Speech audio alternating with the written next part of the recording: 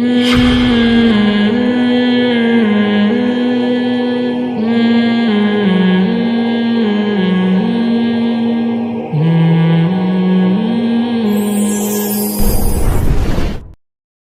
اللہ فرماتے ہیں پھر اللہ تعالیٰ اپنی قدرت کے دلائل اور اللہ نے جو انسان پر احسانات کیے ہیں وہ بیان کر رہے ہیں اور بتا رہے ہیں کہ ان احسانات میں اللہ کے ساتھ کوئی شریک نہیں ہے۔ واللہ جعل لکم من انفسکم ازواجا، اللہ وہ ذات ہے جس نے تمہاری جنس کے جوڑے پیدا کیے، مرد کے لیے عورت، عورت کے لیے مرد۔ یہ بھی اللہ کا نظام ہے۔ یہ آٹومیٹیکلی ارتقاء کا نتیجہ ہوتا نا تو یہ اتنی مینجمنٹ نہیں ہوتی کہ مرد الگ پیدا ہو رہے ہیں، عورت الگ پیدا ہو رہی ہے اور پھر دونوں کی ایک دوسرے کی طرف رغبت بھی ہے، تو یہ نہیں ہوتا نظام۔ لیکن اللہ تعالیٰ نے نسل چلانے کے لیے، انسانوں کی پیدائش کے لیے ایسا خوبصورت نظام دیا کہ مرد اور عورت پیدا کی اللہ تعالیٰ نے۔ آگے فرمایا کہ یہ اس کی نعمت ہے کہ تمہارے لیے ازواج کو پیدا کیا۔ وَجَعَلَ لَكُم مِّنْ أَزْوَاجِكُمْ بَنِينَ وَحَفَدًا، اور پھر تمہارے لیے ان بیویوں سے بیٹے بھی پیدا کیے اور پھر تم ان کی شادیاں کرتے ہو، پھر پوتے بھی پیدا ہوتے ہیں، یعنی تمہاری نسل آگے چلتی ہے۔ تو یہ نسل چلانے والا بھی اللہ ہے، یہ نعمت بھی تمہیں اللہ نے دی۔ اگر وہ تمہارے لیے جوڑے پیدا نہ کرتا تو قرآن میں دوسرے مقام پر آتا ہے تم سکون حاصل کرتے اس کے ذریعے، اور اس سکون کے نتیجے میں ایک اور نعمت مل رہی ہوتی ہے تمہیں، اولاد کی نعمت، پھر بڑھاپے میں ایک اور نعمت کہ پوتوں کی نعمت تمہیں مل رہی ہوتی ہے۔ یہاں اللہ تعالیٰ نے بیٹیوں کا یا پوتیوں کا ذکر اس لیے نہیں کیا کہ نسل انسان کی مذکر سے چلتی ہے نا، شریعت کی نظر میں بھی اور تمام آسمانی مذاہب میں، یہ تو اب دنیا کا نظام تبدیل ہو گیا، ورنہ اللہ نے دوسرے مقام پر بیٹی کو بھی نعمت قرار دی ہے، جیسے کہ 26ویں پارے میں ہے یَهَبُ لِمَن یَشَاءُ اِنَاثًا، جس کو چاہتا ہوں بیٹیاں گفٹ دیتا ہوں۔ تو بیٹی کے لیے بھی اللہ نے ہبہ کا اور گفٹ کا لفظ استعمال کیا۔ یہاں ایک خاص قسم کی نعمت بیان کی جا رہی ہے، وہ نعمت کیا ہے؟ نسل بڑھانا۔ تو نسل چونکہ بیٹے سے بڑھتی ہے، بیٹی سے نہیں، بیٹی سے تو جس خاندان میں رخصت ہو کے جائے گی ان کی نسل بڑھے گی اور وراثت بھی پھر انہی سے ملتی ہے، یعنی اس نسل کو۔ تو اس لیے اللہ نے بیٹے کی خاص طور پہ نعمت کا تذکرہ کیا۔ وَجَعَلَ لَكُم مِّنْ أَزْوَاجِكُمْ بَنِينَ، اور اللہ نے تمہارے لیے تمہاری زوجات سے بیٹے پیدا کیے، وحفدا، اور پوتے پیدا کیے، وَرَزَقَكُم مِّنَ الطَّيِّبَاتِ، جہاں اولاد کا تذکرہ آتا ہے فوراً رزق کی تنگی کی بات شروع ہو جاتی ہے۔ جیسے آج کل فیملی پلاننگ والے جو ہے نا، انہوں نے تو اولاد کو ایک زحمت اور عذاب بنا کے پیش کیا ہے کہ 2 سے زیادہ بچے ہوں گے تو پتہ نہیں کھانے کو نہیں ملے گا۔ تو اللہ نے اس کا بھی تذکرہ کر دیا کہ وہ تمہیں بیویاں بھی دیتا ہے، ان سے بیٹے بھی دیتا ہے اور بیٹوں سے پوتے بھی دیتا ہے، لیکن ساتھ ساتھ وَرَزَقَكُم مِّنَ الطَّيِّبَاتِ، اور پاکیزہ چیزیں تمہیں رزق کے طور پہ بھی دیتا ہے۔ اس میں بھی اللہ کی طرف سے اشارہ ہے کہ جو خدا تمہیں اولاد کی نعمت سے نواز رہا ہے، رزق بھی اسی کے ذمے ہے، رزق بھی وہی دے گا۔ أَفَبِالْبَاطِلِ يُؤْمِنُونَ، تو کیا یہ لوگ باطل پر ایمان لے کر آتے ہیں؟ خدا کو چھوڑ کر دوسری چیزوں کو فالو کر رہے ہیں۔ ان باطل میں تمام طاغوت آ گئے، جو بھی شیطانی راستے ہیں، بت پرستی بھی آ گئی اس میں، اور اسلام کو چھوڑ کر جتنے راستے ہیں وہ تمام راستے اس میں آ گئے کہ اللہ کہتے ہیں خدا پر تم یقین نہیں کرتے جس نے تم پر یہ احسانات کیے اور تمہیں روزی دے رہا ہے، دکھا رہا ہے وہ۔ اس میں اللہ نے وعدہ نہیں کیا، اس میں اللہ نے خبر دی ہے۔ خبر کا مطلب وَرَزَقَكُم مِّنَ الطَّيِّبَاتِ، پھر تمہیں پاکیزہ روزی دیتا بھی ہے، یعنی یہ تو تم اپنی آنکھوں سے دیکھ رہے ہو۔ آپ سوچیے اس آیت کے بعد بھی کوئی شخص یہ کہے کہ بچے زیادہ ہوں گے تو رزق کہاں سے ملے گا؟ تو اس میں تو اللہ وعدہ نہیں کر رہے، اللہ خبر دے رہے ہیں کہ مل رہا ہے نا، لوگوں کو جا کے دیکھو جن کے پیٹ اولادیں ہو رہی ہیں ان کو رزق مل رہا ہے۔ تو آگے اللہ کہتے ہیں فَبِالْبَاطِلِ يُؤْمِنُونَ، کیا اس کے بعد بھی یہ باطل پر ایمان لے کر آئیں گے؟ وَبِنِعْمَةِ اللَّهِ هُمْ يَكْفُرُونَ، اور اللہ کی نعمتوں کا انکار کریں گے۔ ساری نعمتیں اللہ کر رہا ہے، اولاد بھی اللہ دے رہا ہے، تمہارے لیے جوڑے بھی اللہ نے پیدا کیے، ان سے تمہیں تسکین بھی حاصل ہو رہی ہے، پھر بڑھاپے میں پوتے نواسے بھی مل رہے ہیں، یہ ساری نعمتیں، اور پھر اللہ نے تمہیں رزق بھی دے رہا ہے، ان سب کا خرچہ بھی تمہیں مل رہا ہے۔ اس کے بعد بھی اللہ کہتے ہیں کہ اللہ کی نعمتوں کا انکار کرو گے۔ یہاں انکار سے کیا مراد ہے؟ انکار کر کے باطل کو فالو کرو گے۔ اس باطل میں باطل نظام بھی ہے اور خصوصیت کے ساتھ شرک بھی ہے، جو مشرکین مکہ جس کے مرتکب تھے۔ آگے اللہ فرماتے ہیں کہ اللہ کی تو یہ صفات ہیں، لیکن یہ کیا کر رہے ہیں؟ وَيَعْبُدُونَ مِن دُونِ اللَّهِ، یہ اللہ کو چھوڑ کر عبادت کرتے ہیں، ان معبودوں کی لا يملك لهم رزقا من السماوات والارض شيئا، جو آسمان اور زمین سے ان کے لیے ذرہ برابر بھی رزق کے مالک نہیں ہے۔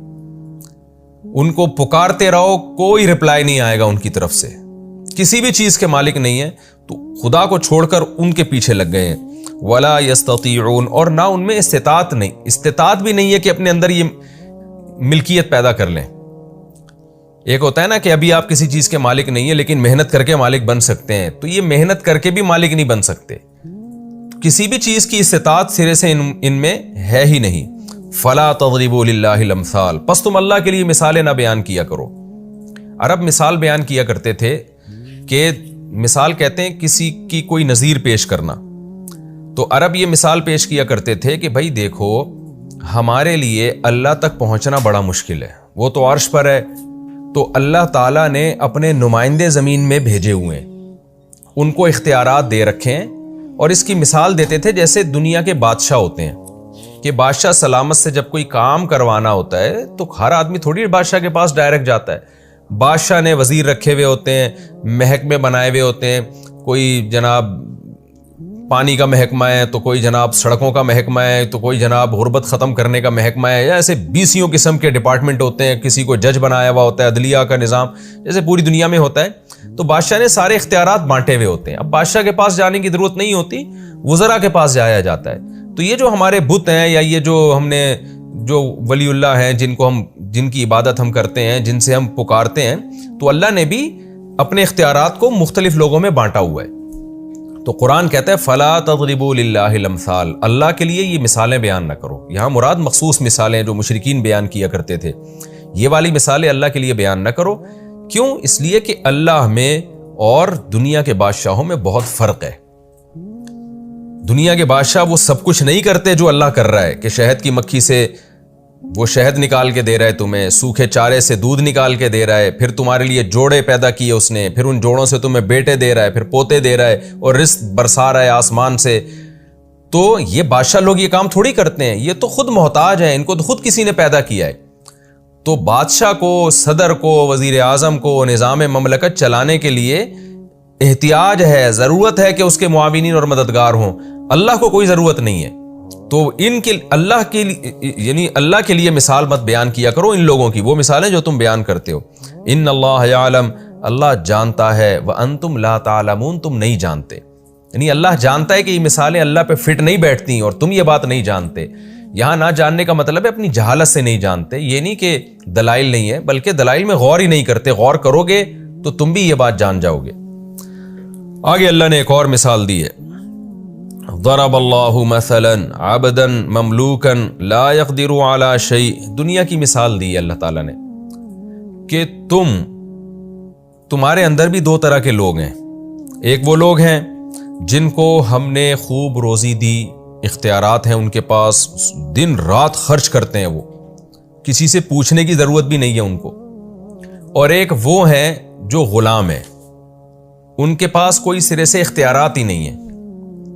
تو کیا یہ غلام اور یہ دولت مند تمہاری نظر میں برابر ہو سکتے ہیں؟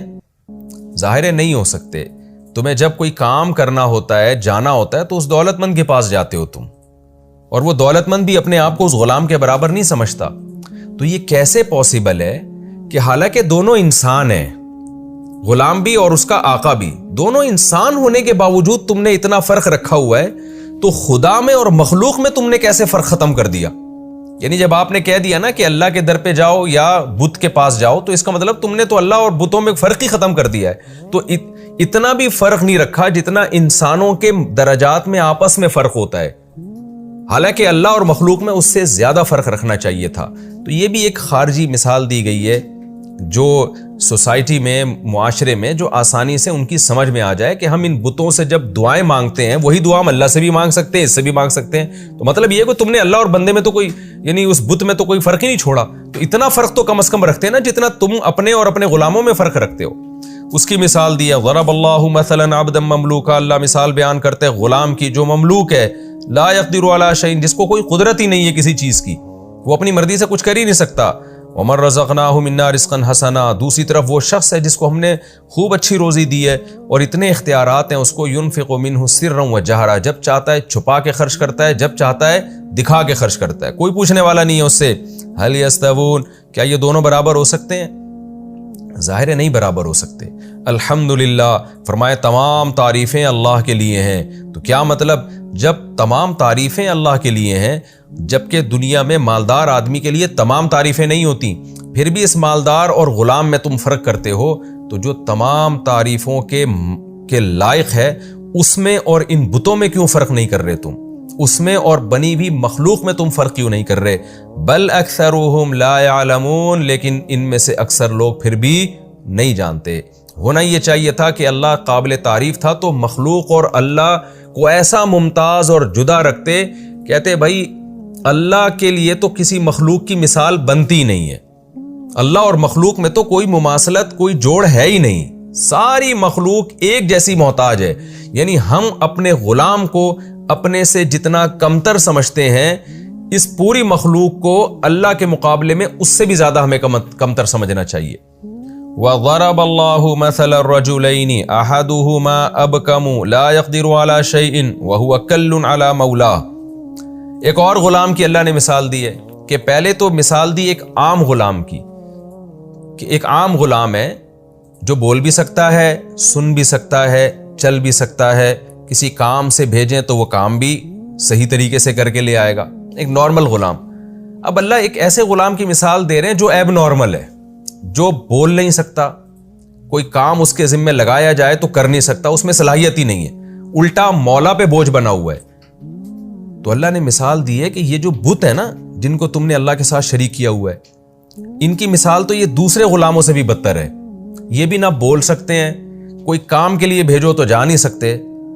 تو ایک عام غلام جب اس کو تم اپنے جیسا نہیں سمجھتے تو اپاہج غلام کو اپنے جیسا کیسے سمجھو گے؟